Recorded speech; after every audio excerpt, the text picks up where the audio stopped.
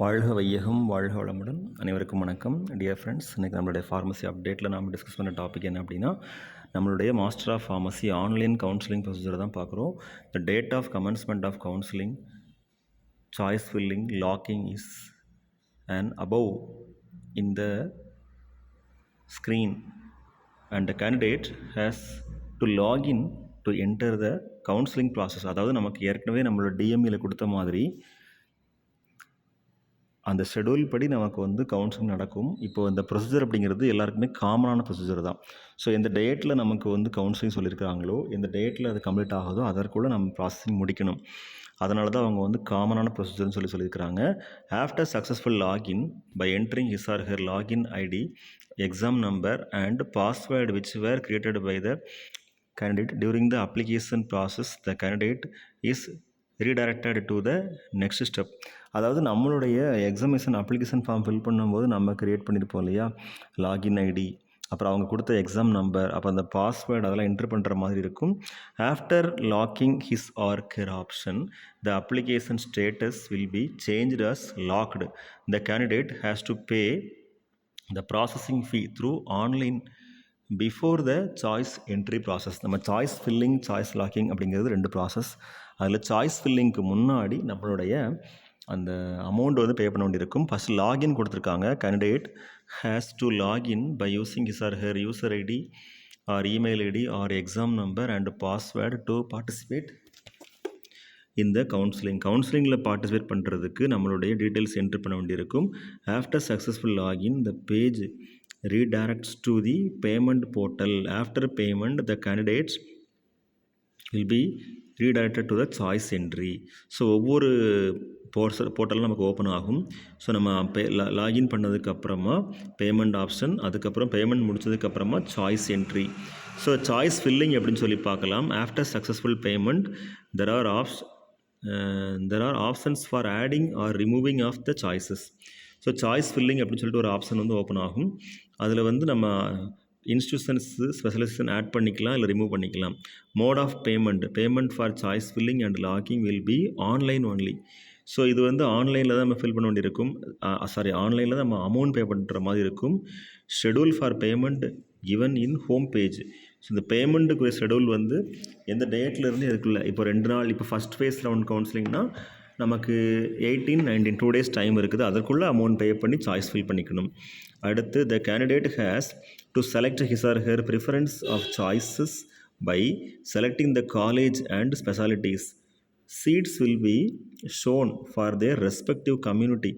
Open competition BC, BCM, MBC, DNC, SC, SCA, ST.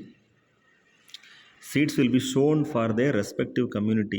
So அந்த particular நம்மளுடைய கேட்டகரியில் வந்து எவ்வளோ சீட்ஸ் இருக்குது அப்படிங்கிறது அதிலே ஷோ ஆகும். அதை பொறுத்து நம்ம வந்து காலேஜ் சீட் செலக்ட் பண்ணிக்கலாம். ஸோ அதுவே நமக்கு ஒரு டைரக்ஷன் காட்டும். Candidates can move R remove there choice if they wish. அவங்களுக்கு ப்ரிஃபரன்ஸ் கொடுக்கணும்னு நினச்சோம் அப்படின்னா நம்ம கொடுத்துக்கலாம். இல்லை நமக்கு இன்ட்ரெஸ்ட் இல்லை அப்படின்னா அதை ரிமூவ் பண்ணிக்கலாம். Priority order can be changed according to their choices. Candidates can add, move or remove their options before locking their choices. இப்போ என்ன அப்படின்னா, சாய்ஸ் ஃபில்லிங், சாய்ஸ் லாக்கிங் ரெண்டு இருக்கும்ல. இதில் வந்து சாய்ஸ் லாக்கிங் பண்ணுறதுக்கு முன்னாடி நம்மளுடைய ஆப்ஷன்ஸை நம்ம என்ன பண்ணிக்கலாம்னா ஆட் பண்ணிக்கலாம், அதை மூவ் பண்ணிக்கலாம். அதாவது ஃபஸ்ட்டு ப்ரிஃபரன்ஸ் உள்ளது செகண்டாகவும், செகண்ட் இல்லை தேர்டு ப்ரிஃபரன்ஸ் உள்ளது இன்ஸ்டியூஷனை ஃபஸ்ட்டாக நம்ம மூவ் பண்ணிக்கலாம். அது நம்மளுடைய இன்ட்ரெஸ்ட் தான். நம்ம எந்த மாதிரி ப்ரிஃபரன்ஸ் கொடுத்துருக்குறோமோ அதற்கு ஏற்ற மாதிரி தான் நமக்கு entrance examination mark as well as rule of reservation, அதை பொறுத்து நமக்கு சீட் கிடைக்கும். அடுத்து சாய்ஸ் லாக்கிங் கொடுத்துருக்காங்க. Candidates are instructed to view their choices carefully before locking. So lock பண்ணுறது எப்படின்னா, இப்போ நமக்கு டைம் டியூரேஷன் 18 and 19 கொடுத்துருக்காங்க இல்லையா. 19th ஈவினிங் 5 PM நமக்கு லாஸ்ட் டைம். அதாவது அதில் 4:59 5 PM ஆகியும் அதுவே ஆட்டோமேட்டிக்காக லாக் ஆயிரும்.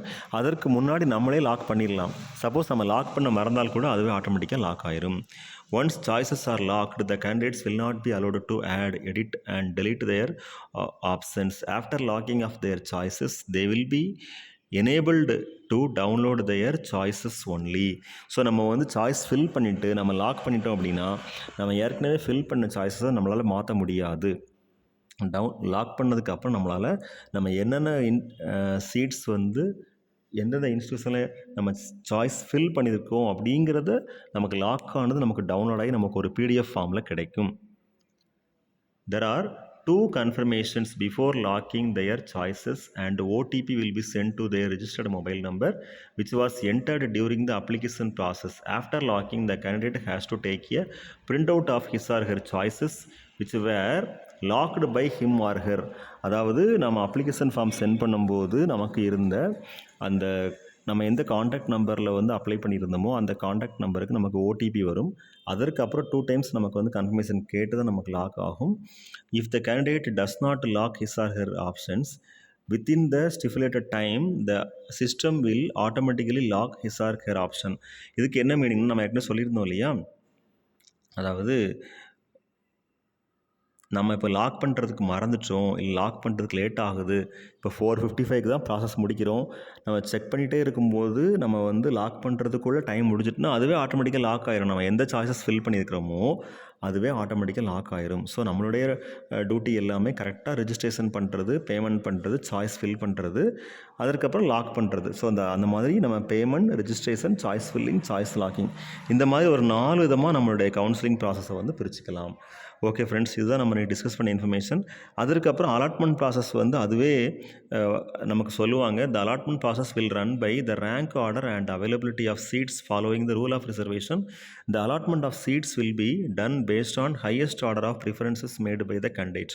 இப்போ இது எப்படி சீட் அலாட் ஆகும் அப்படின்னா, நம்ம எடுத்த என்ட்ரன்ஸ் மார்க் பொறுத்தும் நம்மளுடைய ரூல் ஆஃப் ரிசர்வேஷன் கொடுத்துருப்பாங்க ஆஸ் பர் கவர்மெண்ட் நார்ம்ஸ் படி, அதன்படி தான் நமக்கு வந்து அலாட்மெண்ட் ஆர்டர் கிடைக்கும்.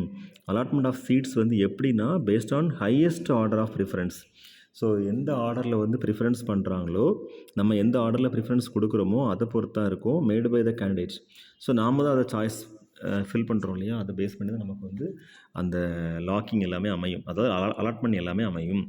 Seeds will be allotted after the last date of entry of the choices.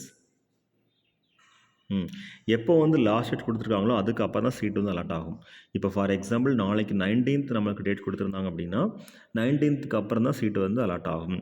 The list of allotted candidates will be published in the official website www.tnmedicalselection.org or www.tnhealth.tngovernment.in.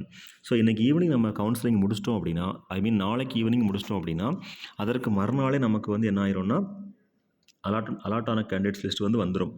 ஓகேவா? Download of allotment order, அதுக்கப்புறம் நம்ம as usual எப்போதும் போல் நம்ம allotment order download பண்ணிக்கலாம். Okay friends, இதுதான் நம்ம discuss பண்ண information. ஏதாவது கிளாரிஃபிகேஷன் வேணும் அப்படின்னா கமெண்ட்டில் கேளுங்க, அதுக்கு ஒரு எக்ஸ்ப்ளனேஷன் கொடுக்கலாம். ஒரு சில ஃப்ரெண்ட்ஸ் கேட்டிருந்தாங்க, அதாவது என்னென்னா இப்போ நமக்கு வந்து ரேங்க் 120க்கு உள்ளே இருக்கிறோம், ஆனால் கவர்மெண்ட் காலேஜஸ் இன்ட்ரெஸ்ட் இல்லை, அந்த மாதிரி இருந்தால் நமக்கு வந்து செல்ஃப் ஃபைனான்சிங் காலேஜ் எடுத்துக்கலாமான்னு சொல்லி கேட்டிருந்தாங்க. அதில் வந்து நம்ம சாய்ஸ் ஃபில்லிங் ஓப்பன் பண்ணும்போது நமக்கு காலேஜஸ் ஓப்பன் ஆச்சுனாலும் எடுத்துக்கலாம். அப்படி இல்லை, ஓப்பன் ஆகலை அப்படின்னா நம்ம அதுக்கு ஃபர்தராக கிளாரிஃபிகேஷன் வாங்கணும் directorate of medical education and research அங்கேருந்து. ஸோ வேறு ஏதாவது நமக்கு ஃபர்தர் நோட்டிஃபிகேஷன் வருதான்னு சொல்லி செக் பண்ணி பார்த்துக்கலாம். செக் பண்ணி பார்த்துட்டு அதுக்கப்புறம் நம்ம டிஸ்கஸ் பண்ணிக்கலாம் அதை பற்றி. ஸோ இப்போது 120 ரேங்க்குக்கு உள்ளே இருந்தால் மட்டும்தான் அந்த கவுன்சிலிங் வந்து லாகின் பண்ண முடியும். 120 ரேங்குக்கு மேலே இருந்தால் நம்ம வந்து ஓப்பன் பண்ண முடியாது. அதற்கு second phase round council time கொடுப்பாங்க, அப்போ ஓப்பன் பண்ணிக்கலாம். Okay friends, thank you very much. Best wishes for all success. வாழ்க வையகம், வாழ்க வளமுடன். நன்றி.